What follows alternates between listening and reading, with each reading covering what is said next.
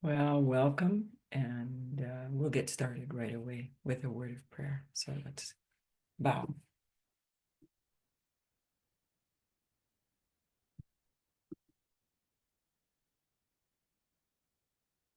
Dear loving, gracious God, we thank you for each day that you bless us with.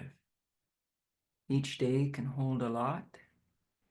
Each day can have both good and bad developments in it. But we constantly want to praise you, knowing that you're in charge of everything, that you are in charge of our lives, and that you love us, and you are watching over us and guiding and directing all of the things, all of those wheels within wheels that Ezekiel writes about. And so we surrender this time to you. Now we just seek your throne, and we bow humbly before you as the God of the universe that we serve. And we want you to guide and direct us and teach us in Jesus' name and for his sake. Amen. And I want to also welcome Annabelle, Alan, Allie, Gloria. Boy, we've got a nice group. Lucas, Maka, Nora, and Takor.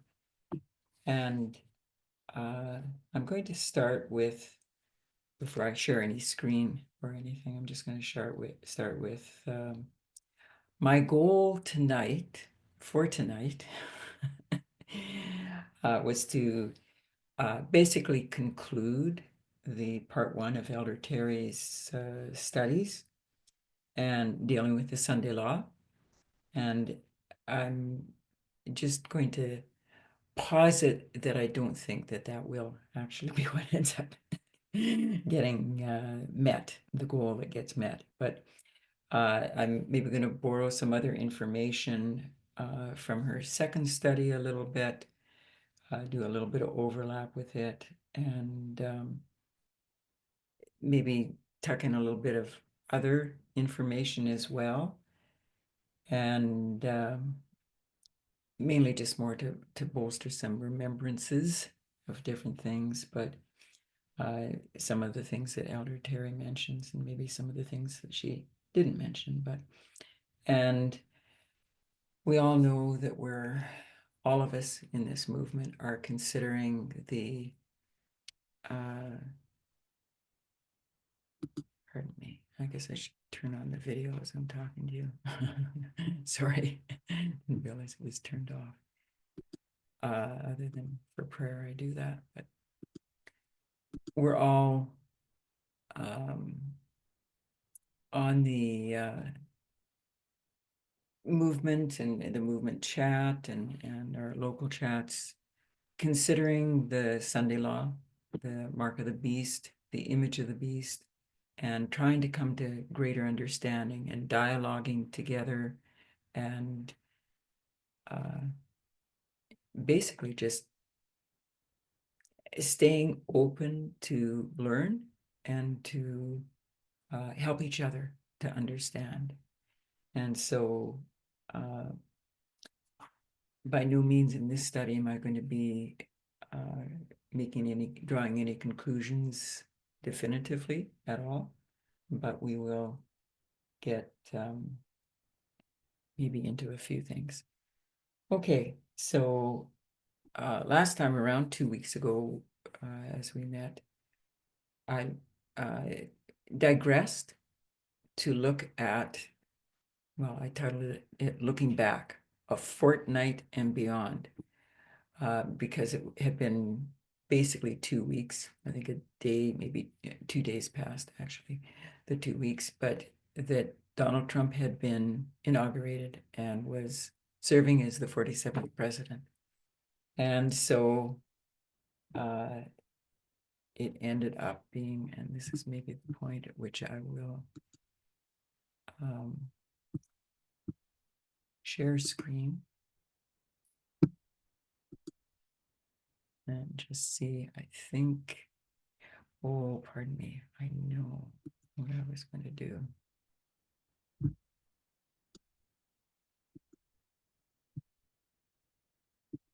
I like sharing with, or starting rather with um,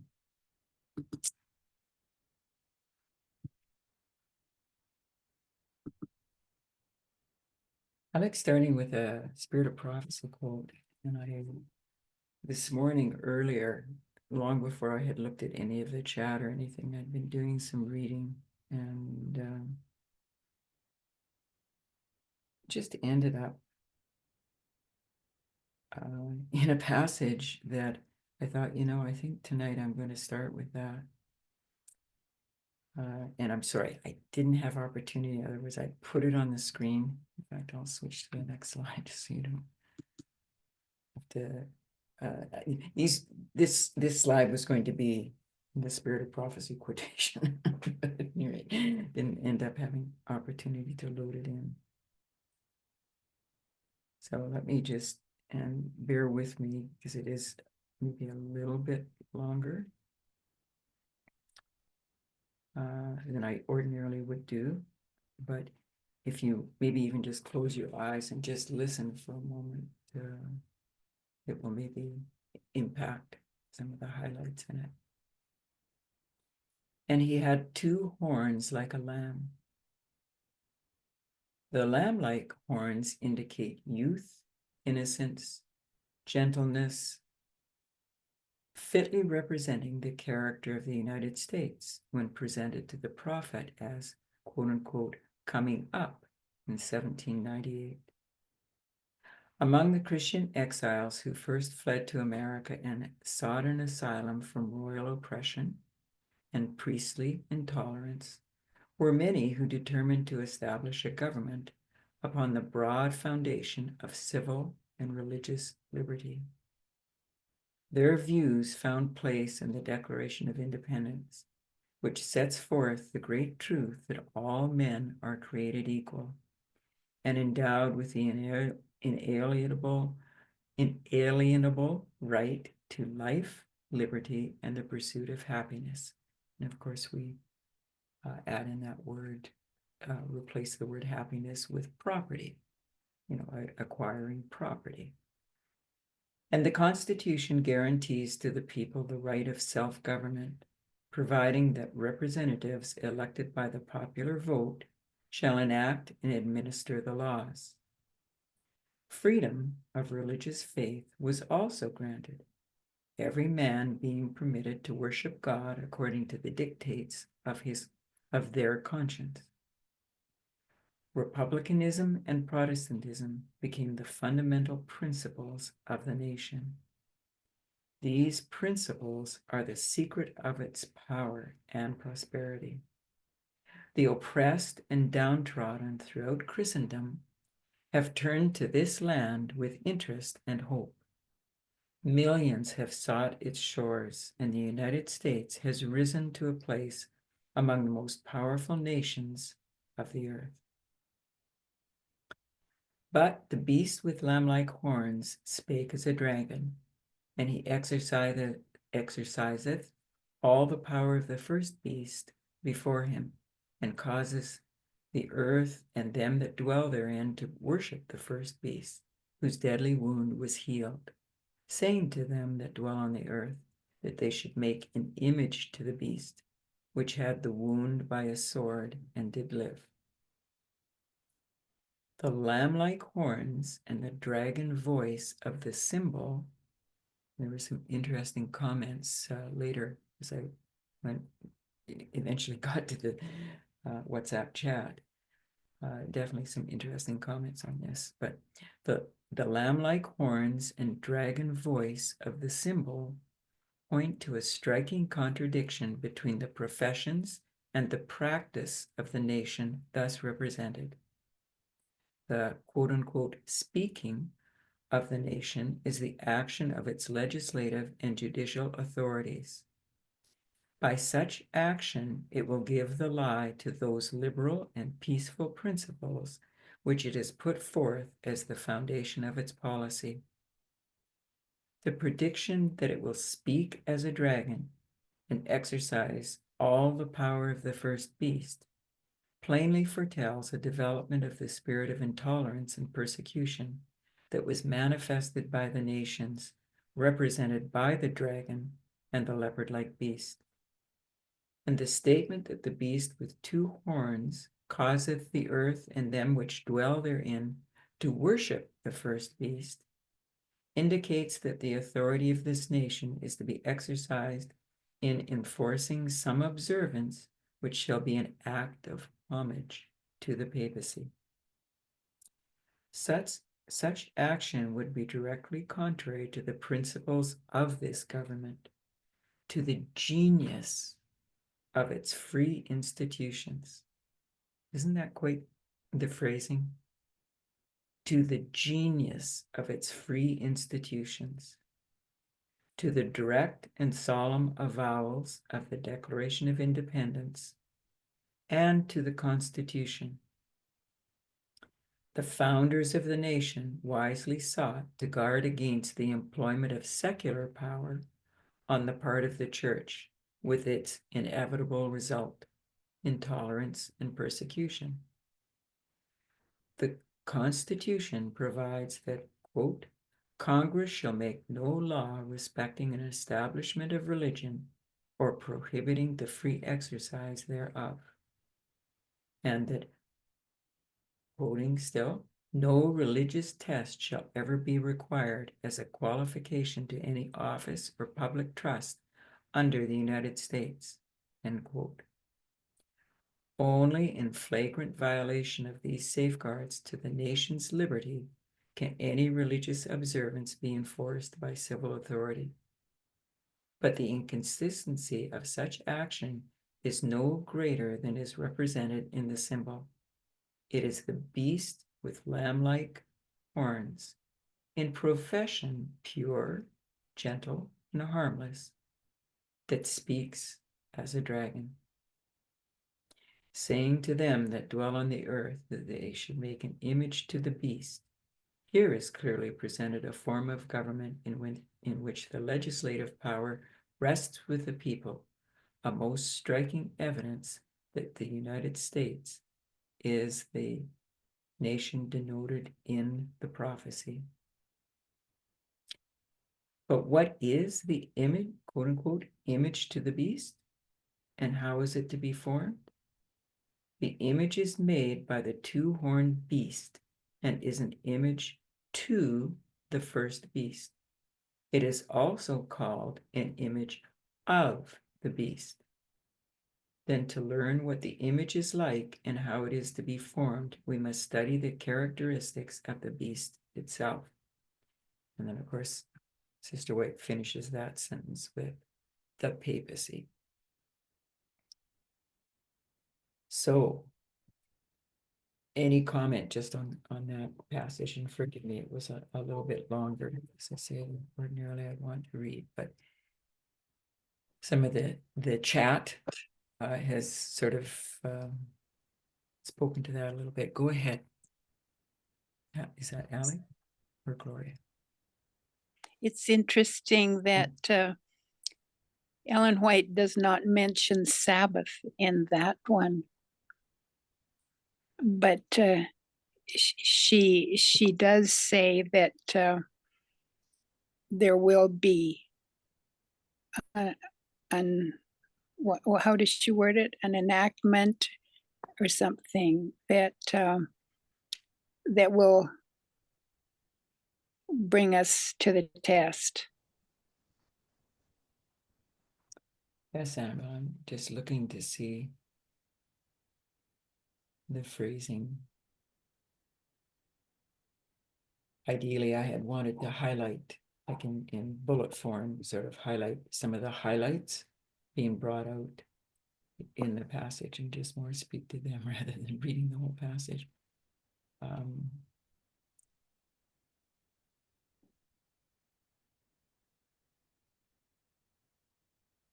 Yes, I'm just trying to.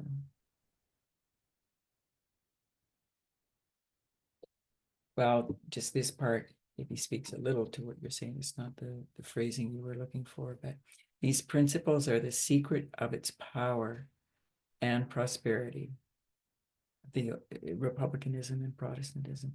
The oppressed and downtrodden throughout Christendom have turned to this land with interest and hope. And next paragraph. Speaking of the nation is the action of its legislative and judicial authorities. By such action, it will give the lie to those liberal and peaceful principles which it has put forth as the foundation of its policy.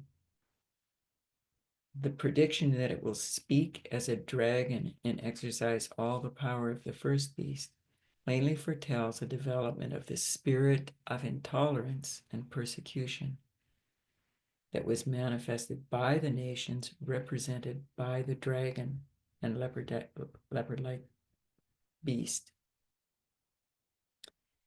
and indicates that the authority of this nation is to be exercised in enforcing some observance which shall be an act of homage to the papacy. And of course, in the past,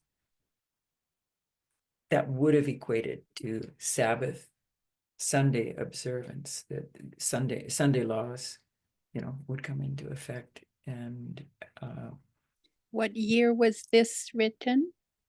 this was great controversy. About 441 through to 442. So that would have been no, 443. 1888. Yeah. And just as a little bit of quick review from the last time that we were together, and I know you're not going to be able to read this. And my photograph, I didn't load onto the desktop, but I just wanted to review a couple of highlights there.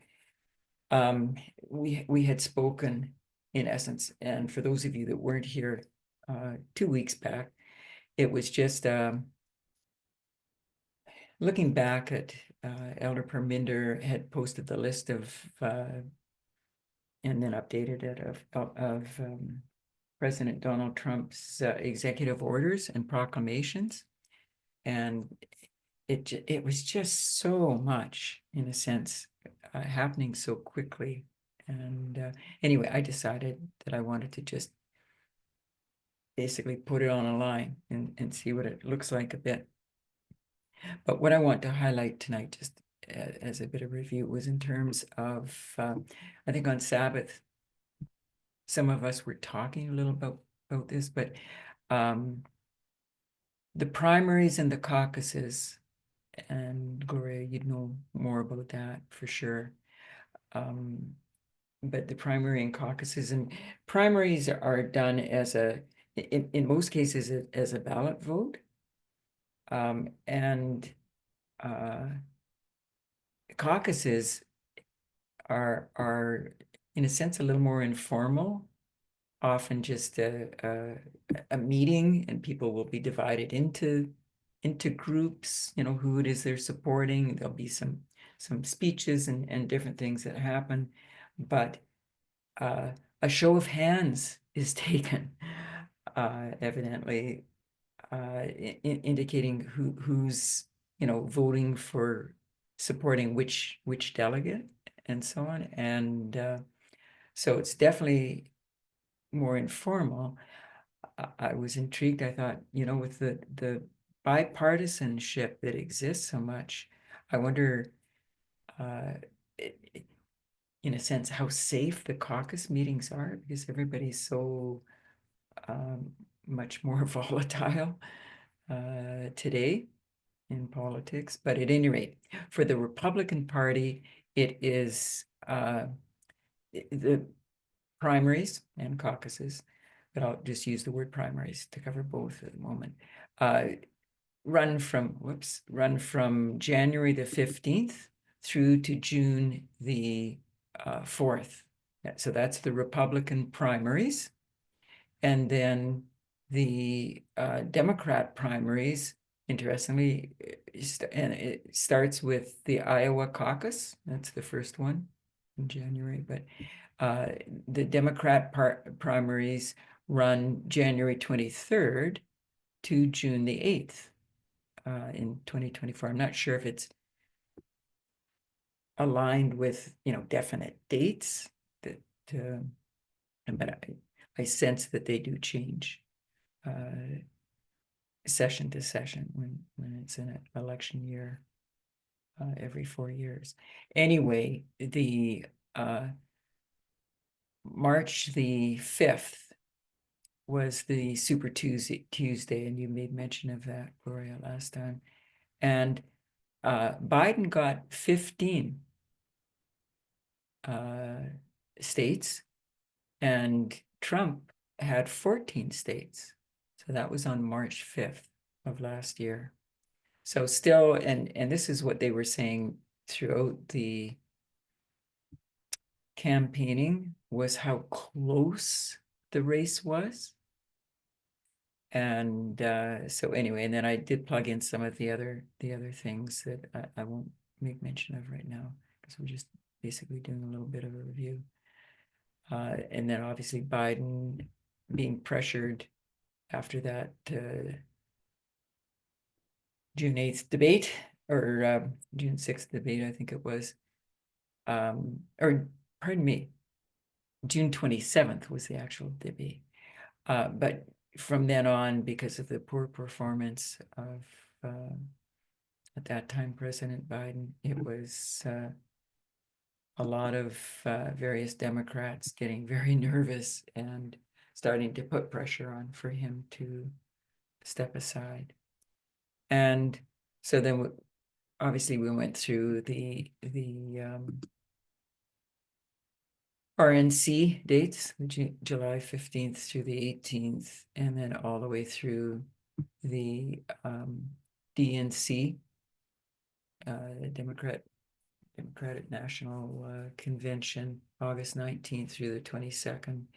Kamala Harris being replacing Joe Biden on the 21st. And actually, with that in mind, I may go back to that former screen, but we'll just go through some of these dates because it includes them quite as in tiny print as on those timelines.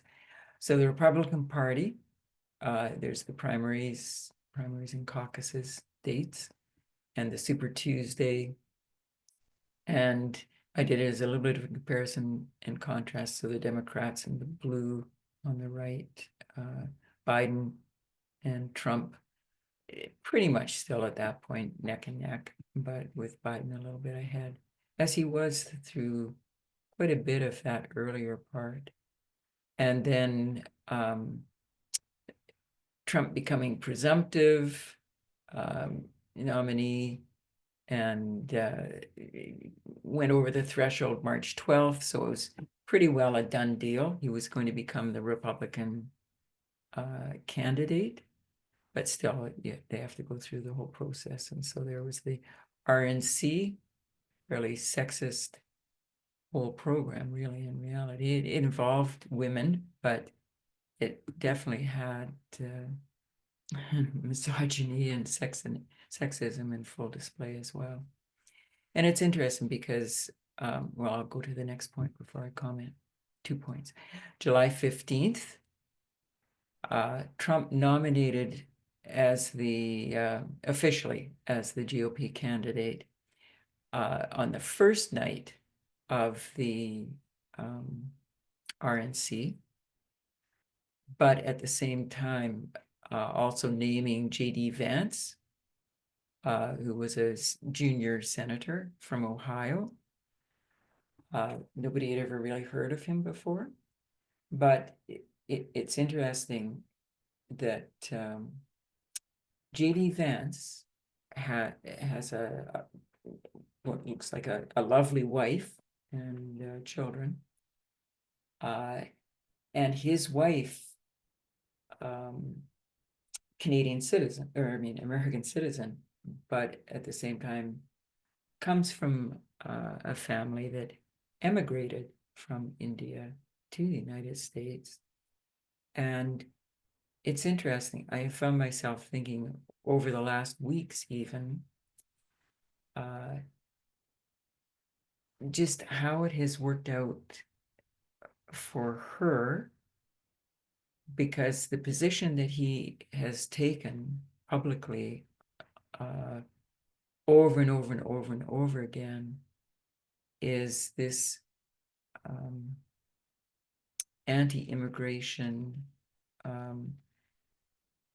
dealing with the illegal migrants, deporting them, using Guantanamo, all this narrative that he's giving, and yet at the same time, having a lovely wife that is a person of color and also an immigrant. Anyway, just very interesting dynamics. So July 18th, Trump officially accepts the nomination and gives a speech. So that was the last night. And as I say, many journalists, as we've spoken before, reference Trump as being crowned. And so the Democratic Party, that July 21st, at that time, President Joe Biden putting out his letter, officially withdrawing his bid for re-election.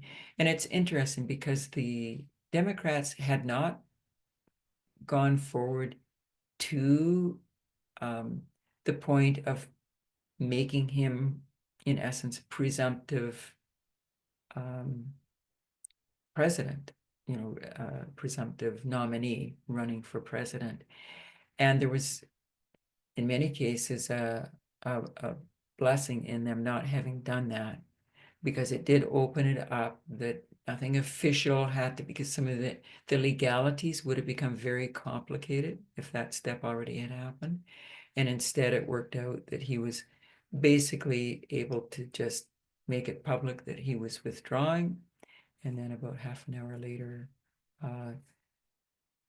indicating publicly that he was going to endorse Kamala Harris. And that was when her campaign started. And so she, interestingly, had the necessary delegates within 2 days, because that wave of enthusiasm that swept through the Democratic Party just infused with new life, where they had been so deflated after the June 27th debate, when Joe Biden had not presented a strong candidacy in that debate. And then August 5th, she is officially selected as the presumptive nominee. And then they used online roll call, because there were 2 states that Joe Biden, it was all for the purpose of being able to have the Democratic candidate appear on the ballot. And so it worked out that they ended up having to use the online roll call, stretched over 5 days. And she very quickly surpassed the number of delegates that were needed.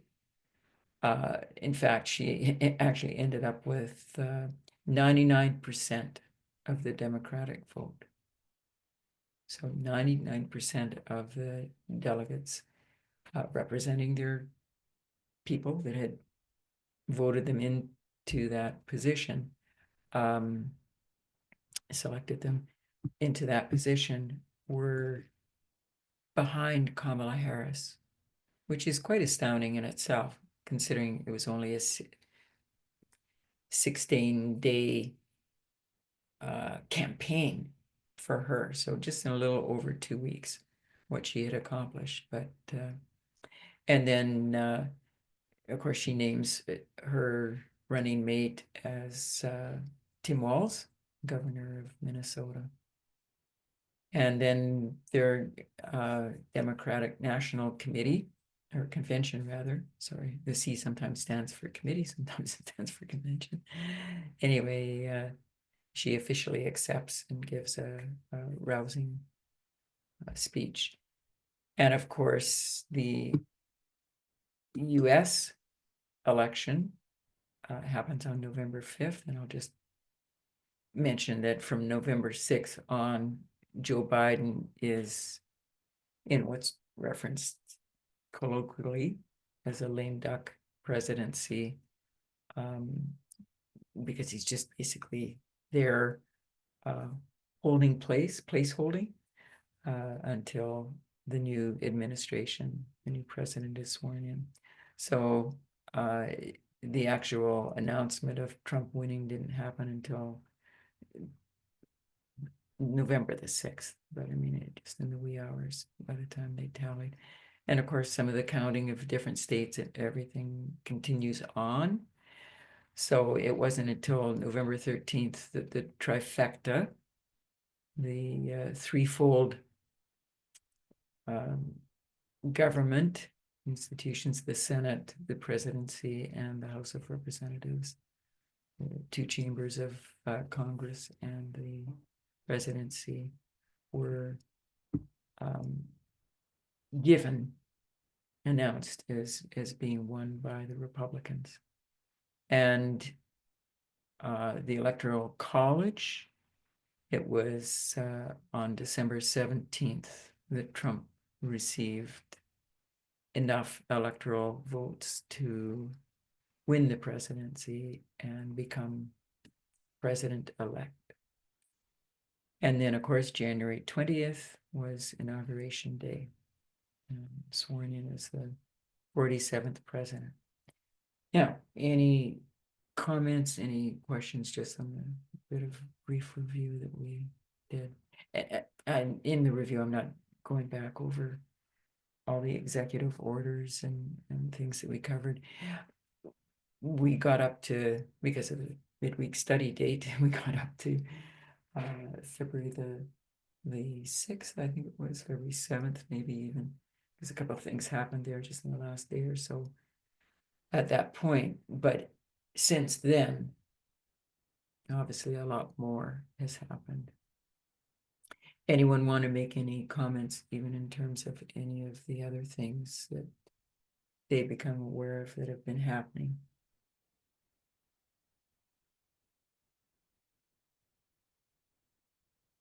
I know that Donald Trump, I mean, the old age security for the seniors, Elon Musk's Doge team, I guess you could say. A lot of people use a lot less flattering designations, but have accessed a lot of different things. I'll just put it that way in the last 2 weeks. The old age security and all the private personal information, even including phone numbers. Banking things have been happening. Nuclear security, the security to do with the nuclear armaments and etc. They've accessed that. It's just been incredible, really, as we've been listening and hearing. Okay, so there we go. So we did some reviewing a little bit. I felt very inadequate in terms of what was all covered of the Acts 27 parts a little bit, but Elder Terrie was bringing out only some highlights as well in her study, and something I'll just maybe ask, because I had added it in on my whiteboard there prior to this study where we were dealing with this most recently, but seventh kingdom rising and sixth kingdom going down. I had written in dragon-like, USA, because in a sense, as Elder Terrie brings out, it's the USA against itself, the glorious land, really. But Sunday law movement is more the phrasing that I think we're using. Is that correct?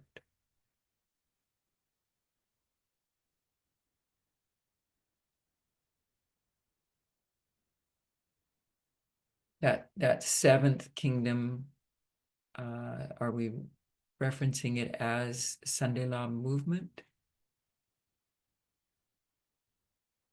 With possibly air quotes around the Sunday law, because it's not a Sabbath Sunday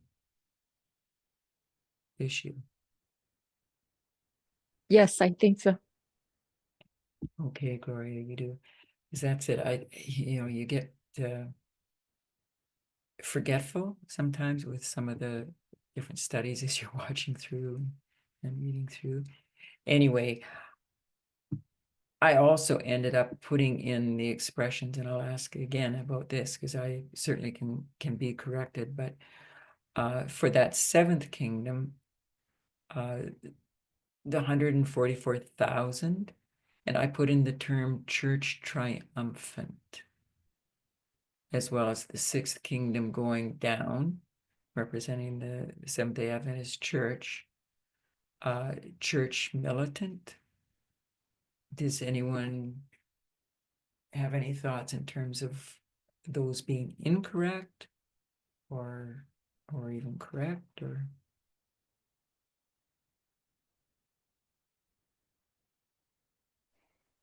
no one Hi, wants to Debbie. say? Go ahead. Hi, Debbie. This is Katya. Hello, Katya. I think it's good for the church because when you take Acts 27, as you've just done there, we know that Paul and his companions, they are already on the ship, and they are the one who are giving instruction in the ship. So even if you have the sailors and all the people on board, the church is already there. It's already in the ship, in the boat, on the boat, and already given instruction. So but then is when they are on the island, when they crash, that we see, all the power that Paul has. I mean, the power is probably not the right word, but how God is on the side of Paul, I would say, that it is manifested, because this is where, the islanders and the prisoners, they start praising him because he doesn't get, I mean, he got beaten, but he doesn't die um, by the serpent. So I think because we are talking of the institutions and Adventism and the US, so they are part of this boat, but we can see already that the movement is there. And I think that Ellen White also, she has a quote. I'll try to find it and put it in the chat. She has a quote when she says that um, pretty much Paul is the boss on that boat, even though he's a prisoner. So I would say that your board is good. It's correct. Well, thank you for that, Katya, and definitely you find that quote. I know I was thinking back, more hearkening back as well to some of the thoughts on those two terms, church triumphant, church militant, within Adventism. I'll just generalize it there, and how a little bit back in time, it was argued by some that the church triumphant wasn't until heaven, And anyway, that's it. I ended up, I didn't fully follow methodology in a sense to put those terms there, and I do want to do more reading and do more checking into it. But anyway, at this point, I put them there. And so thank you, Katya, for that. And I think what I'm going to do now is move on a little bit to just highlight some of the things to do with Iris and 273. As I said earlier, I think maybe we aren't going to get through everything that I had planned, but and I'm going to tie it in with a little bit the next screen as well. But at this moment, we're going to go with just retracing a bit of the history, and I've highlighted a bit, but not totally. It's not totally accurate for that whole line, obviously. But whole Syria, spheres of influence, and part of that reason is because if you look on the right side of the board, the proxy wars of with to do with Syria, we ended up, of course, back in on December 8th, 2024 was when Assad fled and ended up in Russia. And that became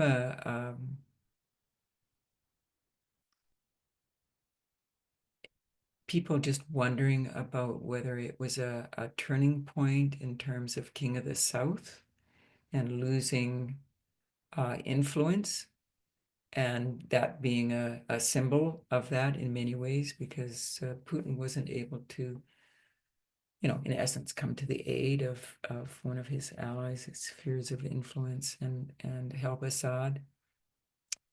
But at any rate, it's, I mean, the 1831 to 1841 10-year proxy war, and then the March 2011 to the March 2021 10-year period, the Arab Spring, and then the civil war as it started in Syria. Very, very sad. Lots of loss of life, lots of atrocities. But anyway, the tracing of the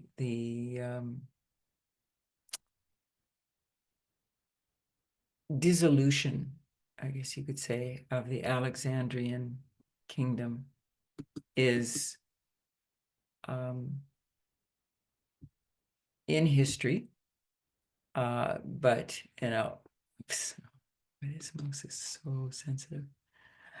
Over on the left here, where it says 323, Alexander the Great dying, which is when all of the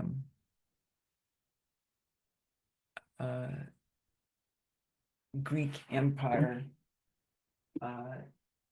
whenever there's a vacuum, when a leader has died, moved on, whatever,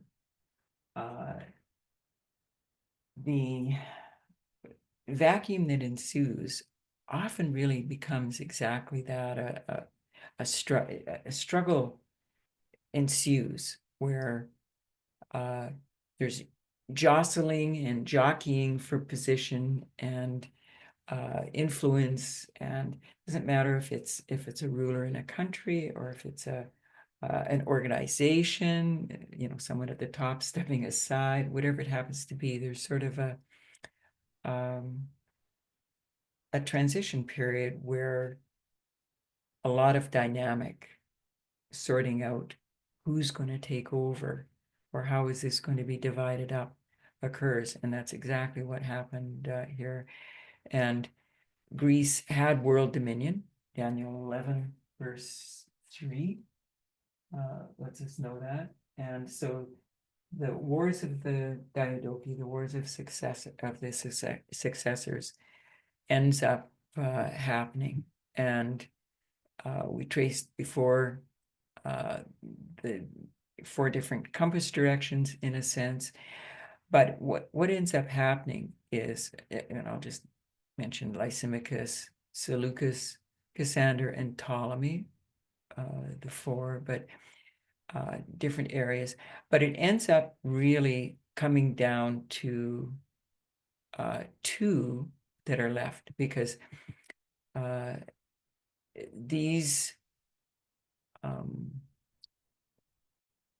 leaders, the 4 at different times, are contesting with Antigonus. Antigonus is the father of Demetrius, but the most powerful at the death of Alexander. And his vision was to, sort of like Putin, restore the magnificence of Alexander's kingdom. That was his goal. And much as Putin sort of had indicated that his goal was to restore the prestige of the Russian, I don't think he ever used the word empire, but of Russia. So Antigonus had that as a goal that ended up not happening, of course. Anyway, the words of the Diadochi, and I just wanted to see if I wanted to highlight any of the things. Yes, Cassander places a dictator in Athens in 317, and 10 years later, in 307, is when Demetrius and Pyrrhus ally together and against Cassander, and are able to free Athens from said dictator and southern Greece. And whoops. So the alliance between Ptolemy and Seleucus and Cassander and Lysimachus in 314, as what we refer to as the king of the south, and Antigonus and Demetrius as the king of the north. And as a result, in 313, Ptolemy ends up withdrawing from Cold Syria. So 5 years after he moved into, and remember that the Ptolemy dynasty, Egypt, for the most part, is Hellenistic. So it's a Greek part of the former Greek Empire under Alexander, but it is considered as Greek. And so I'm thinking I'm not going to highlight some of those. Well, the Peace of the Dynasts in 311 BC, Ptolemy, Cassander, and Lysimachus, again against Antigonus and Demetrius. They make a peace, so the Peace of the Dynasts, but it ends up being short-lived. Seleucus didn't participate in that. And Seleucus is gaining in power. So the Babylonian War, because Seleucus controls Babylonia and Media and Elam, he ends up in a war against Antigonus and his son Demetrius, and ends up defeating Antigonus. And that was the point at which 2-year war, 311 to 309 BC, where Antigonus's, because of his defeat, Antigonus's goal of restoring the magnificence of Alexander's kingdom basically is ended. It's not going to be ever something that happens. And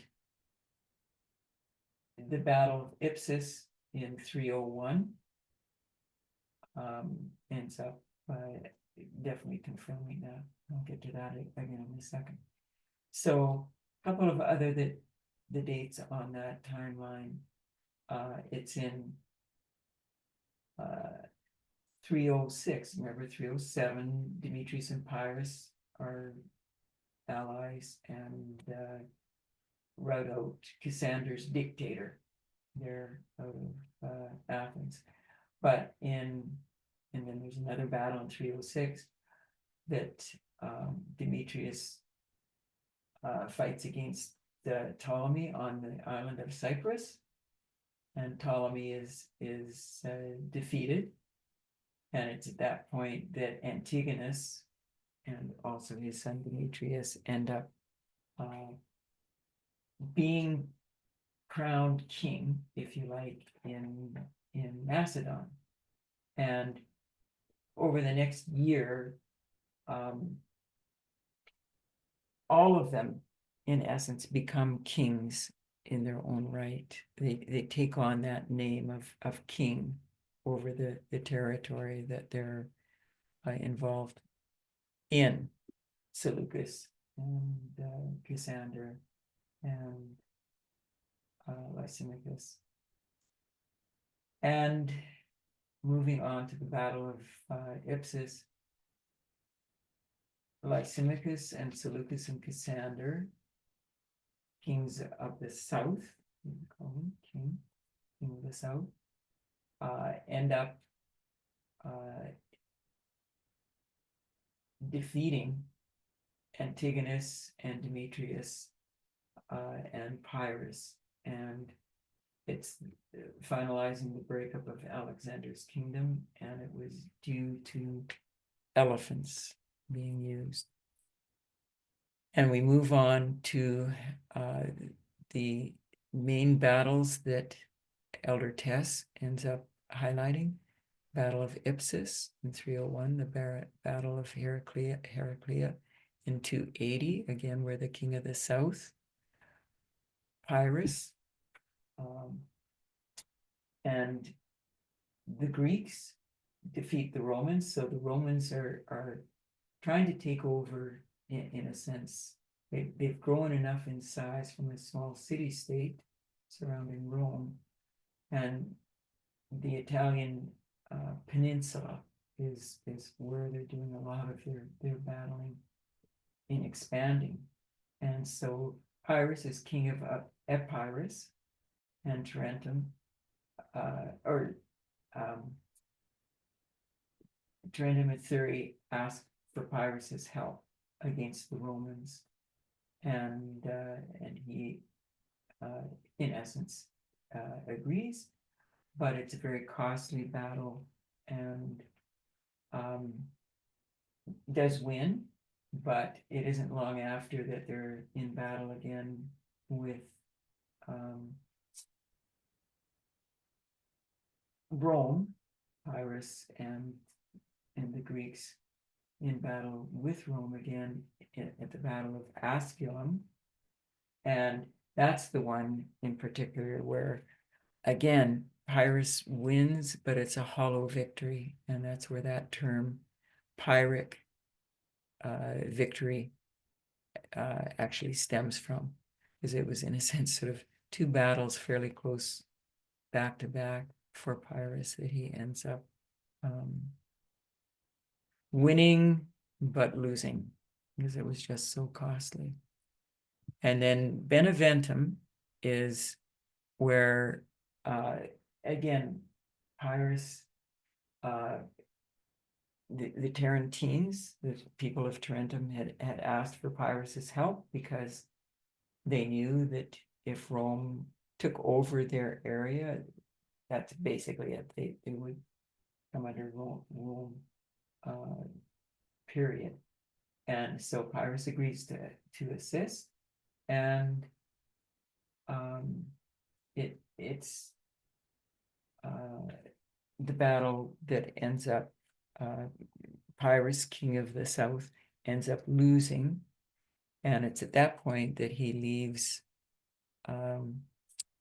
Italy and heads off to Sicily to do battle with the Carthaginians, a strong group, Northern Africa, that based at the city of Carthage, and they have expanded northward. They trade a lot with Rome, but they're expanding, and they had settlements on Sicily, but Pyrrhus sees it as an opportunity to, first of all, get out and save face, getting out of Italy, but also do some more expansion. Pyrrhus was described by some of the historians as somebody who just thrived on battle. And he was viewed by Antigonus as a very, very accomplished, even as a young person, a very accomplished warrior, and saw great potential in him. And that's it. Pyrrhus, pretty much a lot of his life was involved in, if you could put it that way, in war. Anyway, the Tarentum falls to Rome 3 years later, and at this point, I'm going to just bring us down for a moment to this little timeline here, because this is sort of a bit of the pinnacle in Elder Terrie's presentations that has become a little more discussed, I guess we could say, in more recent time in our movement. But so the Battle of Beneventum, there we go. Rome wins. Okay, so King of the South defeated, King of the North successful. And at that point, there still was a garrison. And I'm sorry, I should have move on to the next map, see if it's got it. Don't think it does. Anyway, no, actually it does. Tarentum right there, and Rome up here. So Pyrrhus had a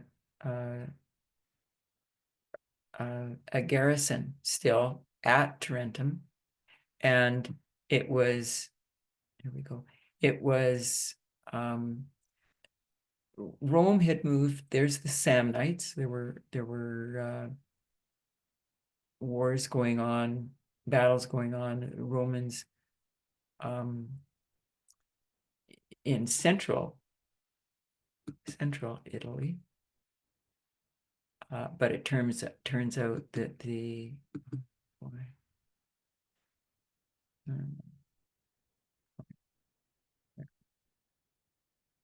no, sorry, that the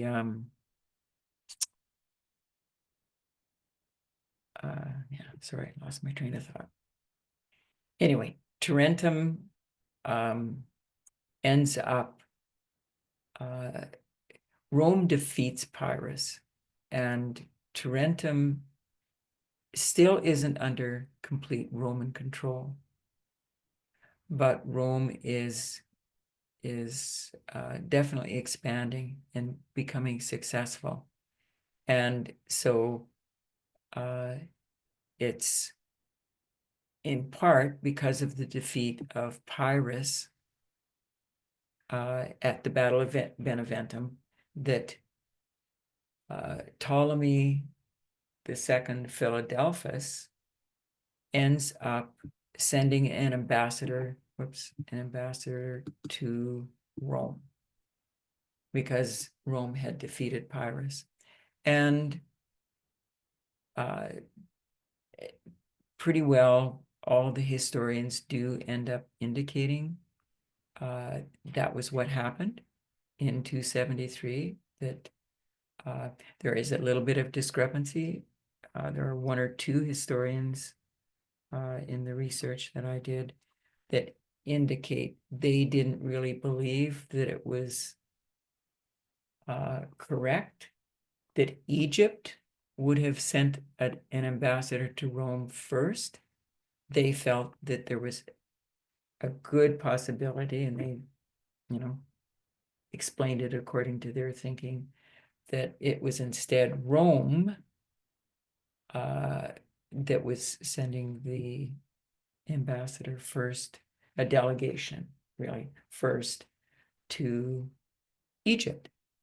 And the reason some felt that was because Rome was expanding and had gained victory after victory, and they were looking beyond into the Eastern Mediterranean, and consequently wanted to, because Egypt is a very sort of like the Ukraine a little bit. Egypt grows a lot of grain, and so for trade, they wanted to establish connections with Ptolemy II Philadelphus. Personally, I tend to think that Egypt was the bigger power still at that point. The Ptolemaic dynasty was starting to crumble in a sense, but at that point it still was still had some power.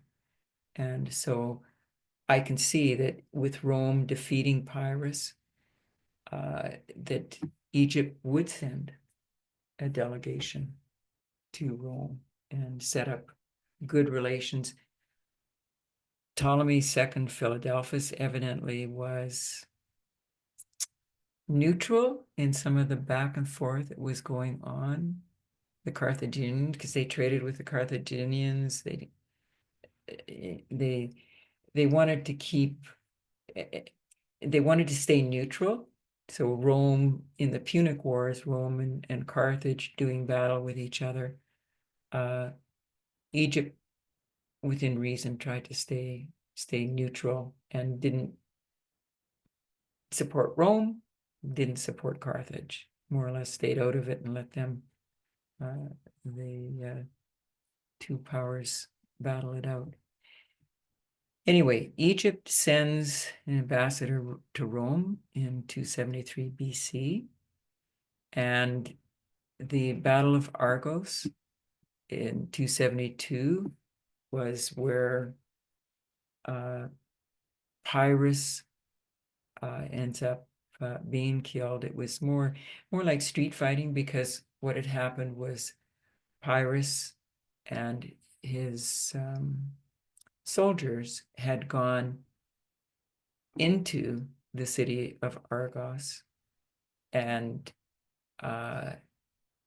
the elephants, because Pyrrhus was using elephants again still, and the elephants wouldn't fit in through the gate with the rider and the tower that they sat on still on the elephant. It wouldn't fit in the gate. And so they had to dismount, take the tower off the elephants. I think there were 4 elephants that they were using, but take the tower off the elephants, go in through the gate, remount, put the tower back on, and remount. And so it all takes time. And this was Pyrrhus had chosen to attack in the middle of the night, so it's in the dark.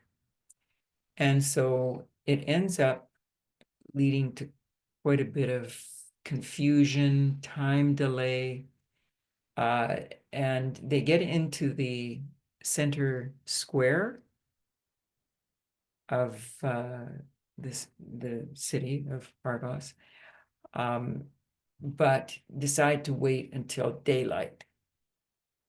And the Argenes, I think they refer to them as, sort of like Tarentines. These are Argenes, the people there, and the soldiers inside. In daylight, it turns out that Pyrrhus determines that he's not going to win. And so he actually is in the process of retreating and making their way out. But now they're sort of in, like, from the center square, they end up into a narrow street that leads up to the gate. And it turns out that Pyrrhus sends a message to his son, who has soldiers outside, further away, outside the city. And basically, the message gets mangled in transmission. And the son of Pyrrhus thinks that he's being instructed to come enter the city and join forces and help us win, when what the actual message had been was that Pyrrhus wanted his son to break down a portion of the wall right near the gate and everything, basically to make the gate a lot bigger, wider, and taller, so that they could escape and retreat out of it more easily. And so there was definitely that miscommunication. Anyway, needless to say, Pyrrhus's son and all the other fighters come into the city. And so what ends up happening is one of the larger elephants ends up falling in the gateway. And so Pyrrhus, with his men inside, and Pyrrhus at this point is on horseback, but with his men inside, can't exit. And the son with the additional reinforcements, which weren't meant to be reinforcements, but can't get into the city. And so there ends up being this melee that ends up breaking out, utter confusion. The Argenes are battling Pyrrhus and his men, and Pyrrhus is trying to turn and fight with them, in one direction. In the other direction, there's this sort of combined forward thrust and backward retreat of men, and it works out that they end up injuring and killing one another. And so it's a total, in many cases, a total disaster. Pyrrhus himself gets struck with a spear through his breastplate, but it wasn't a serious injury on his horse. And at any rate, he ends up accosting the young man that has, struck him with his spear. And so on the rooftop, a lot of the women, the women of Argos, are watching all of this, what's going on. Remember, it was daylight, so it's during the daytime now. And the young man's mother up on the rooftop sees that her son and Pyrrhus are getting ready to go at it. And so she ends up throwing a roof tile, lifting up a roof tile and throwing it with both her hands, all her might, down at Pyrrhus on his horse. And sure enough, strikes him.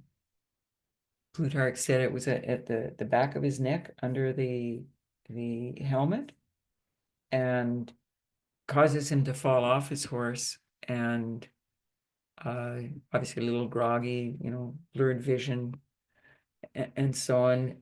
And he's not quite with it, and sort of struggling and everything. Anyway, another man, I've forgotten his name, doesn't matter, comes over and takes I'll just say a knife. It wasn't quite, but and starts to cut off Pyrrhus's head and ends up making I'll just say a hack job of it, because he didn't do it in the correct place really to be effective, but he does end up eventually being successful. And so that's in essence how Pyrrhus ended up dying. Another interesting little footnote to that is the body of Pyrrhus is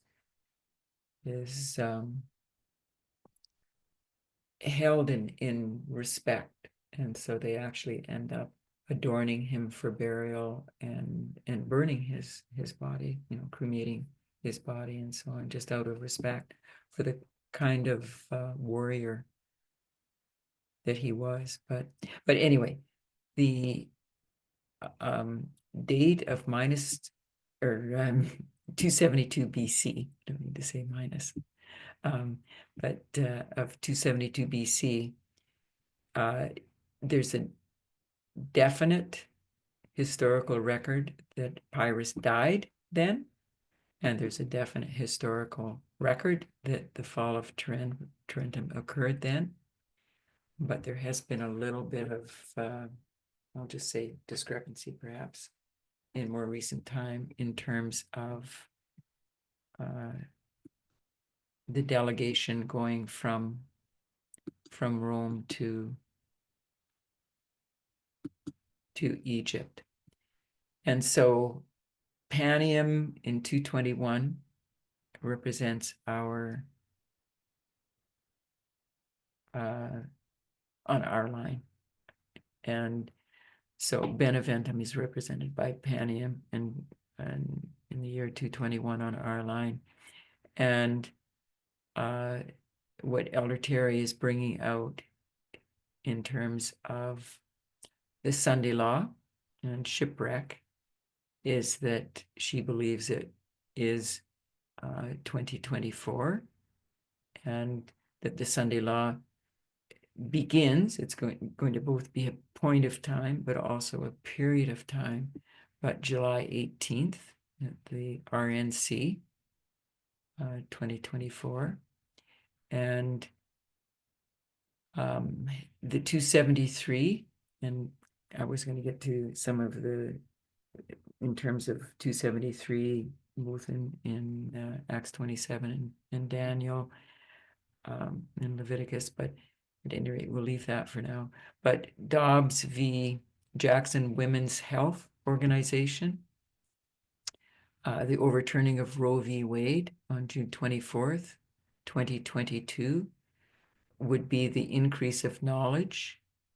And then the formalization, she has some ideas that she refers to, just mentions that she has an idea of what that would be, but she, in her first presentation, doesn't bring that out. And of course, that was at the International Camp meeting. One of the things that was brought out with her presentations there was the Boston, the Concord, but no Exeter, being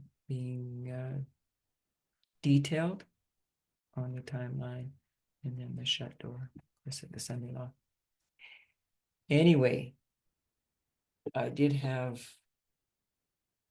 well, I'll just go to the next one. That's it. I'm not sure if you can see that well enough. Part of the reason I like referencing maps, but at any rate,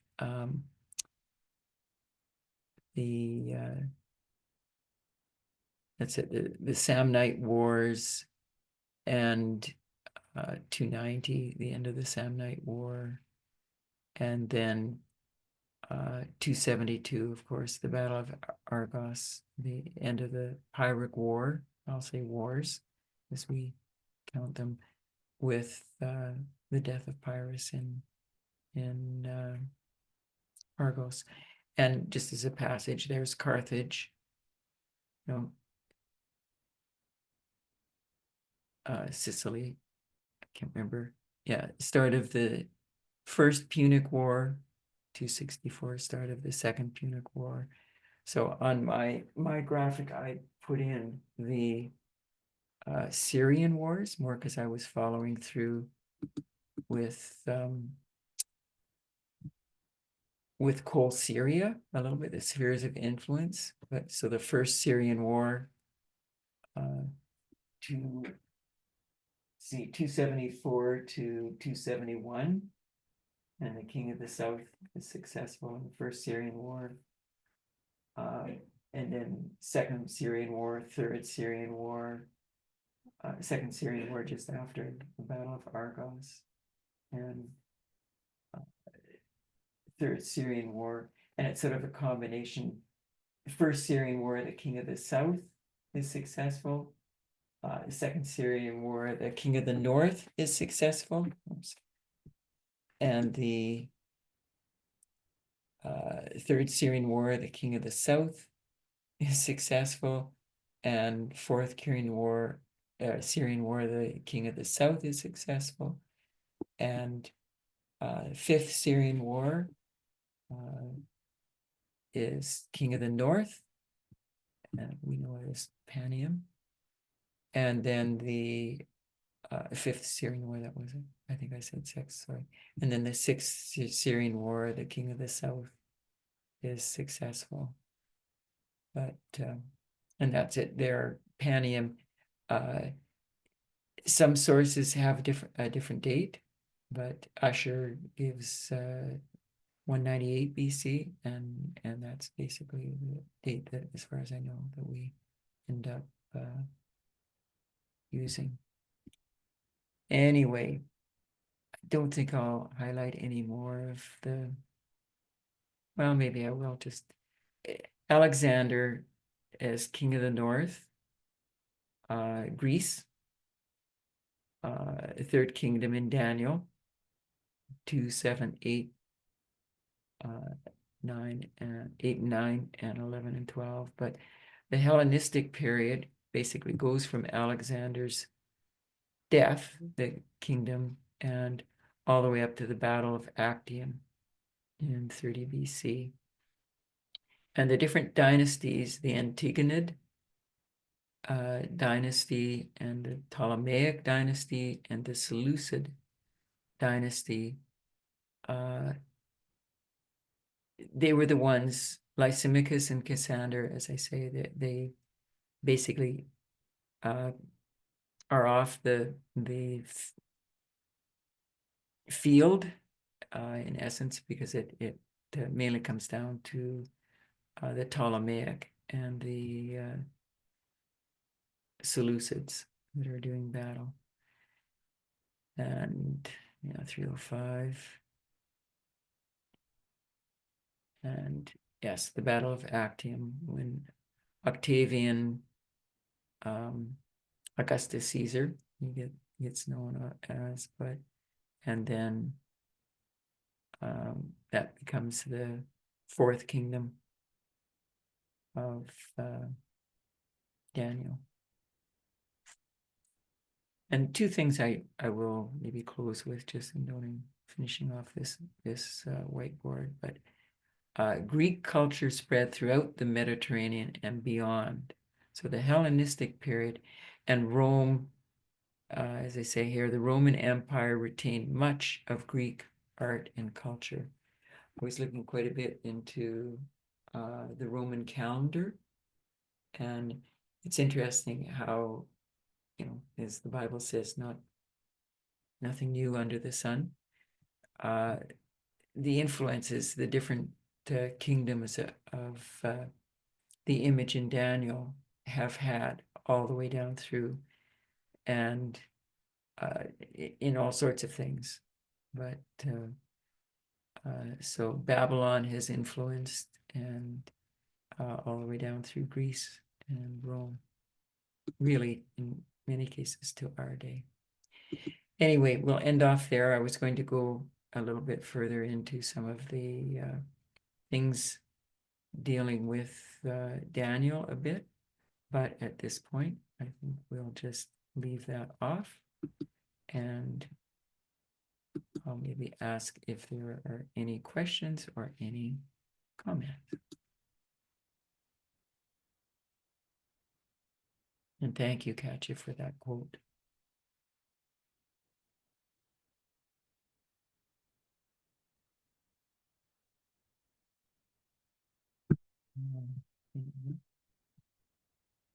Okay.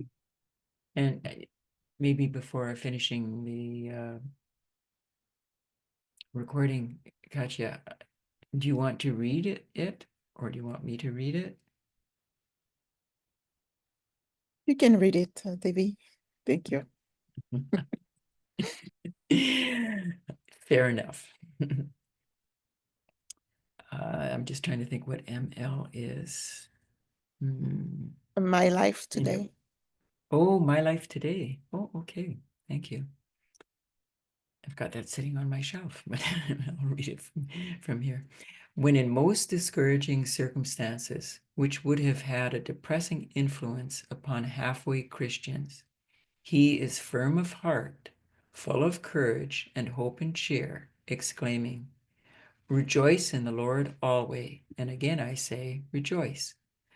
The same hope and cheerfulness, this is Paul, of course, the same hope and cheerfulness is seen when he is upon the deck of the ship, the tempest beating about him, the ship going to pieces.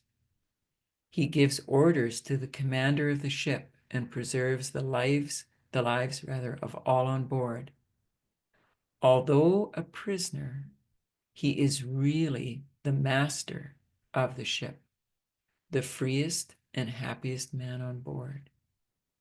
When wrecked and driven to a barbarous island, he is the most self-possessed, the most helpful in saving his fellow men from a watery grave.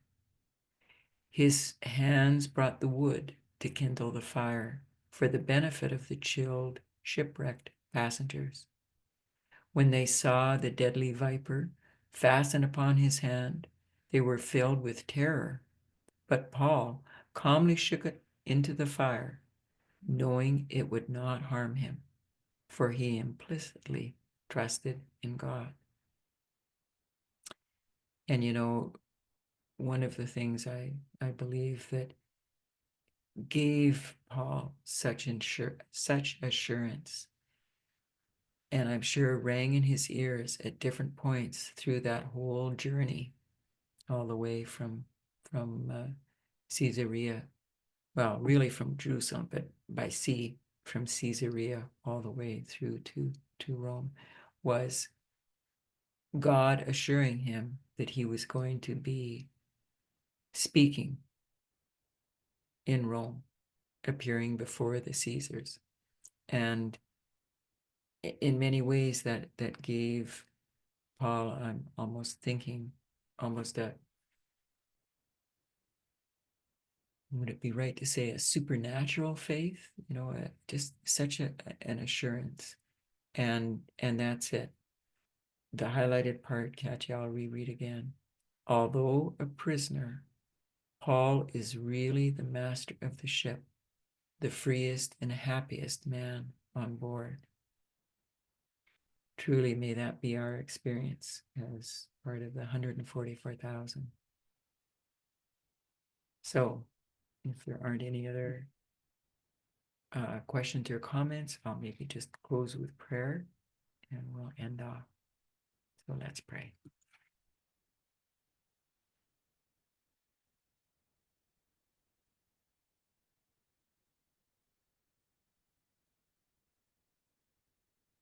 Dear God of heaven and earth, we know that serious times are unfolding. And as we tap into the external events that are happening, we know that there are auspicious events things going on internally as well. The agitation of the Sunday law, moving into the dispensation of the Sunday law to close of probation, has all of us attuned to what you want us to know and to rightly divide the word of truth so that we are understanding for ourselves. We thank you so earnestly for the leadership that you have provided for us, for the teachers that are apt and able to teach us well, and to bless us as we all wrestle with the truth that you would have us to know and to live. Be with each of the teachers that as they appear before the various fellowships throughout the world. And we just ask that you'll, by your grace, be able to bring us into a unity of thinking, and to, as did Paul, be able to have an assurance that we are on the correct path, and that though the heavens fall, we will stand firm. So be with each one of us. We all have different things going on in our lives, and we just thank you so much for the blessings that you provide us and the sweet fellowship that we have even yet. We look forward to the heavenly fellowship, and just ask that you'll continue to bless us to that end, that we may stand one day on the sea of glass together. In Jesus' name and for his sake, amen.